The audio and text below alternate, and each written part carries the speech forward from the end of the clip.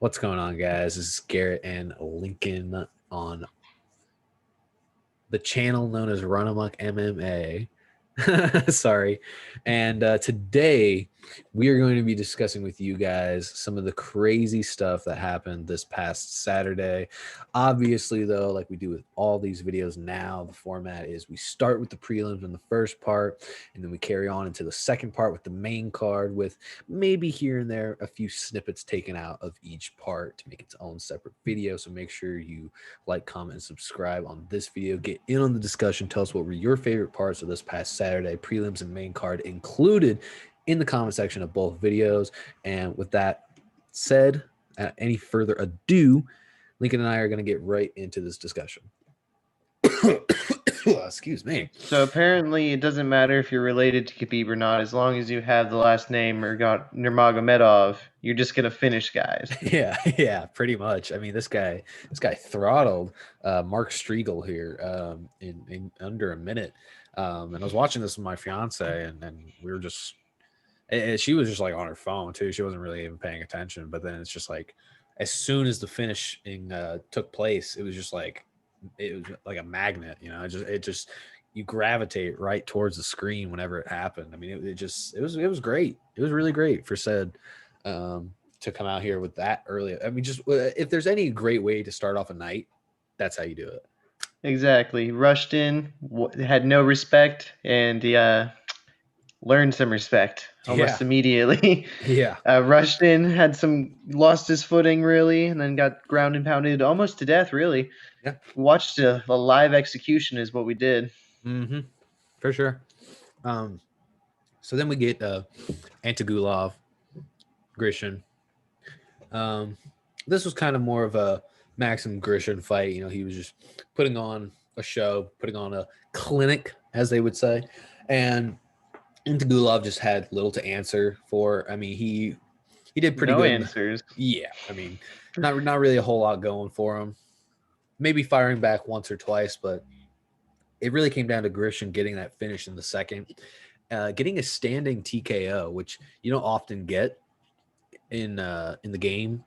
But I guess, you know, the guy just wasn't intelligently defending himself. He wasn't really getting out of the spot. He just kind of curled up on the fence without really, you know, collapsing or anything like that. And the ref had seen enough, which is fine by me. I mean, he wasn't really, like you said, firing back at all. And then 2 fights in, and we're off to an amazing start for the prelims. Yeah. And I've said it. If I've said it once, I've said it a million times. Sometimes some of the best action is on the prelims. Oh yeah, for sure. I mean, last week, KO of the year, Joaquin Buckley, and like 4th fight on the prelims. Yeah, that just says it all right there. But then we get into Jamie Mullarkey and Fares Ziam. This was a pretty competitive match, back and forth. This was one of those somewhat controversial decisions, you could say. You could say it was full of malarkey. Hey! I've been waiting all week, or the last 2 days, to say it really. Yeah. I mean, I know people like Daniel Cormier weren't really impressed with the decision. You look at the amount of takedowns, but I think it also comes down to the strike total. It usually does sometimes. Yeah. Because Ziam came off pretty dominant in the first. Maybe you could say it was neck and neck in the second, and maybe give Mullarkey that little bit in the third. But I think the way Ziam finished the third on top is kind of what solidified that decision for the judges. That's what I felt as well. The second that he lost that Mullarkey had lost top position in the last few seconds of the fight, I felt like that really is the last thing that the judges were thinking about whenever they went into the freshest thing on their mind whenever they were going into the scorecards, and it really did something to the scorecards. Yeah, for sure. But yeah, so good performance on that part. And then we get into Park Jun-young and John Phillips. The Iron Turtle versus the man from Wales. And this was pretty great because you had Park had, where was it? I pulled it up right here. Yeah, Park Shuts out John Phillips, sets record. This is a article from CageSidePress.com, where essentially the Iron Turtle set a new record for ground strikes in a 15-minute match at 286 total ground strikes, which was pretty great.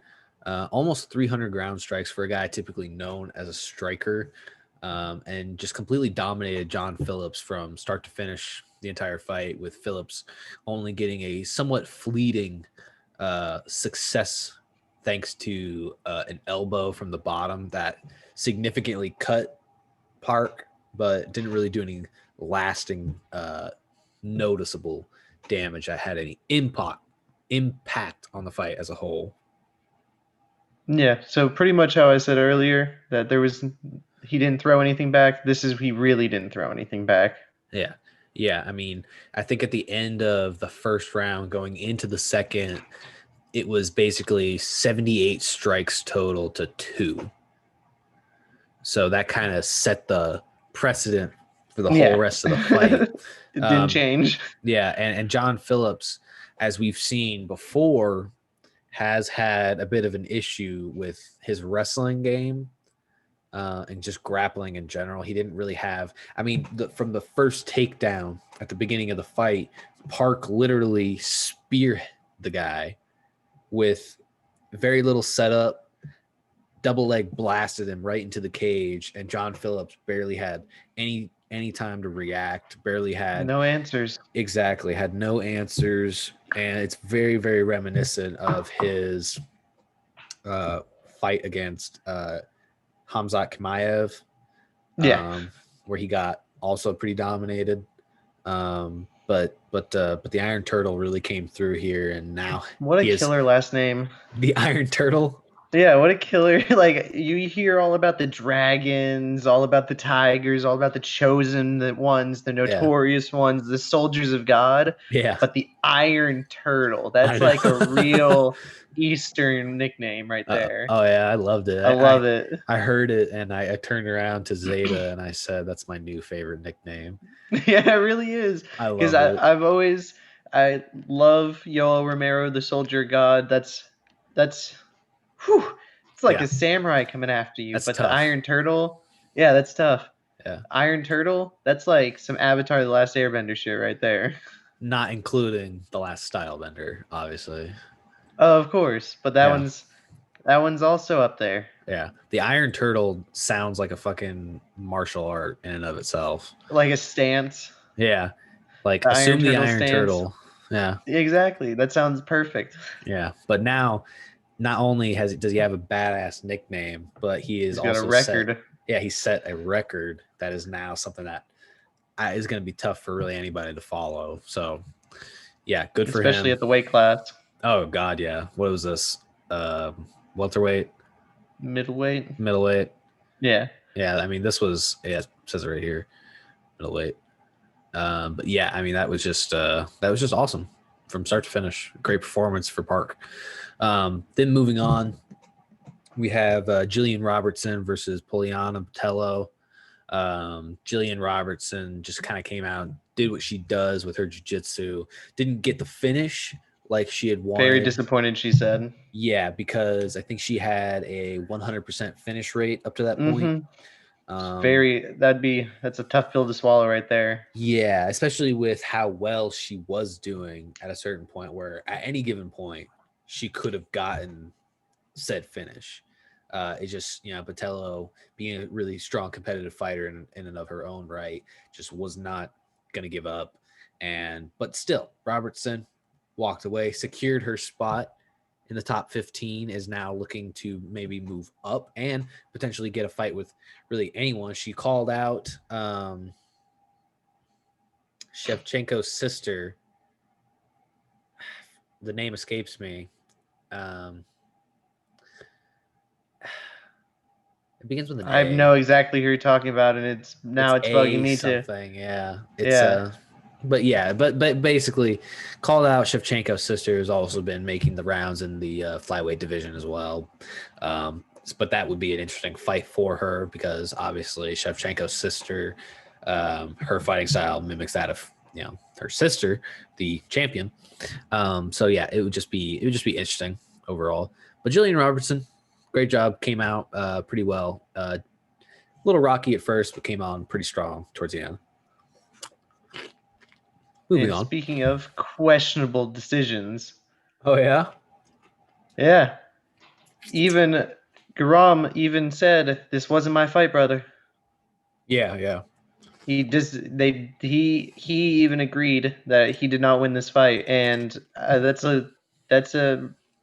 real respect right there to admit it in front of even to DC with a microphone. He admitted it too, and I think that's just a lot of good sportsmanship.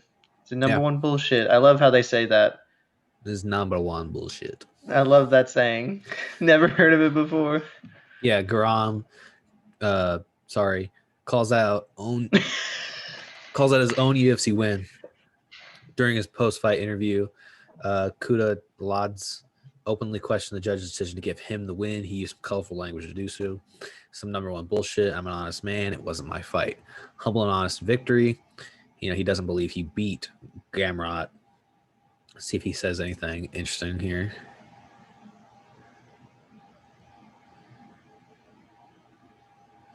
Obviously. Oh, we got some Bruce Buffer going on. Yeah. Interesting, yeah. Just not my fight. Yeah. And this is number one bullshit. But with the questionable victory in the bag, he is on a 9-fight win streak. Yeah. Yeah. Yeah. Here's the direct quote. I'm not happy because this is not what I was waiting for. But hey, Gamrot, brother, you are a warrior. Thank you so much, brother. We're both choking over here. Yeah. It's just an emotional story, man. Gamrot landed more total strikes, more significant strikes, and more takedowns. However, those numbers don't tell the whole story of the fight, and two judges saw enough in the other aspects of the fight to give it to Garam. Thank you. Yeah, you can even kind of see the noticeable difference in there in damage. Yeah, that's definitely questionable. It's quite ridiculous how that went down, unfortunately, for controversial. Gamrot. Yeah, leave it to the UFC to have a controversial thing or two controversial decisions on the prelims. Yeah, in the same night. Yeah, that was wild. Yeah. But when we get into the main card in the next video, then we'll be able to talk more about some of the better decisions and better victories overall. So make sure you guys tune in for the second part of our coverage of UFC Fight Night, Fight Island 6 in Abu Dhabi. Make sure you check that out, and we will see you all later. Peace.